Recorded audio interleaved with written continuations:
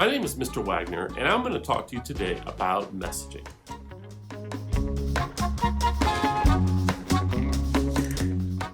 So when we're talking about messaging, it falls into one of two types. The first type is what you use when you talk to your friends. It looks something like this.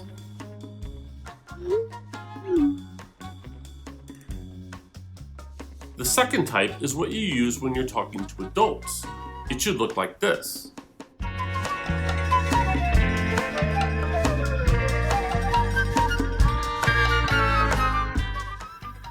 Knowing which type of messaging to use depends on your audience. When you're messaging with friends on social media or via text, using things like emojis, abbreviations, and lack of punctuation are fine. But when you're communicating with adults, especially teachers and staff members, you need to be a lot more formal. Let's take a look at what I mean. In a formal email to an adult like your teacher, it takes a bit more thought. So let's start with the subject. The subject is what the reader sees in their inbox.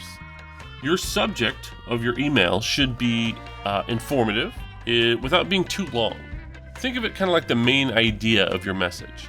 You do not want to type your entire message into that subject line. You want it to be something short that gives them a preview of it without telling them the entire message. So let's say I need to send an email to my teacher about a missing assignment. I want the subject to give the reader a preview of what my message is. So for my message to my teacher, I'm going to use the subject Missing Social Studies Assignment. Now let's talk about the message. Start with the formal greeting to the person you're sending the message to. Dear Mrs. Palachuk, for example, is a much more proper way to send your teacher an email than hey. I'm going to end my greeting with a comma and hit return. After your greeting comes an introduction. Let the person you are sending your message to know who you are. Next, you're going to include the purpose of your email. Make sure you're descriptive and include as many details as necessary. Chances are the reader is going to be getting a lot of emails throughout the day and may not remember the conversation that you guys had in the hallway earlier. So for my email, I need to let my teacher know why I'm missing an assignment. So maybe it's something like,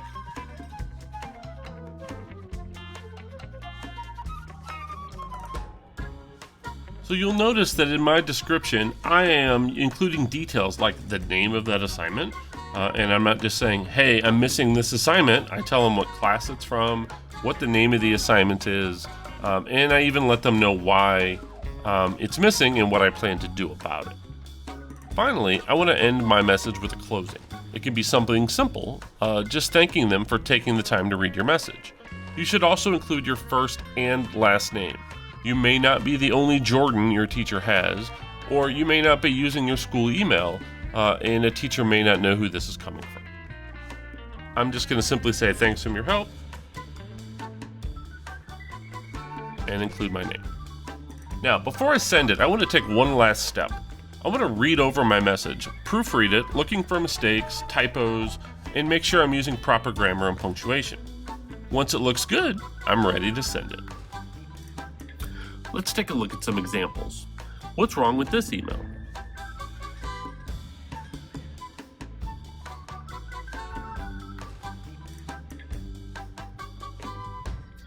This email actually has a couple problems. Number one, the entire message is in the subject line. The message itself is empty. Second, there's a lot of spelling mistakes and zero punctuation in the entire message. So what are wrong with these?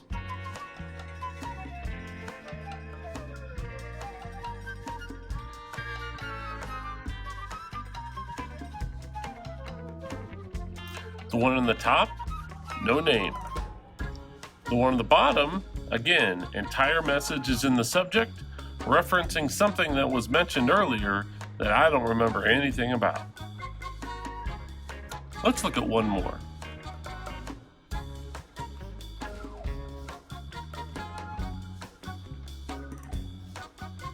So what's wrong with this one? Well, I don't know who Killa Ninja is, but it appears Mr. or Mrs. Ninja is having some problems charging their iPad. So let's review. When you're sending a message to a teacher or staff member, or pretty much any adult, make sure you give it a simple but descriptive subject. Make sure you start your message with a friendly greeting, and then introduce yourself. After telling them who you are, be descriptive and include details of whatever problem or issue you need to message them about. Make sure you end your message with a closing, including your full name, and make sure you proofread your message before sending. As long as you follow those steps, you should get a good response to any email you have to send.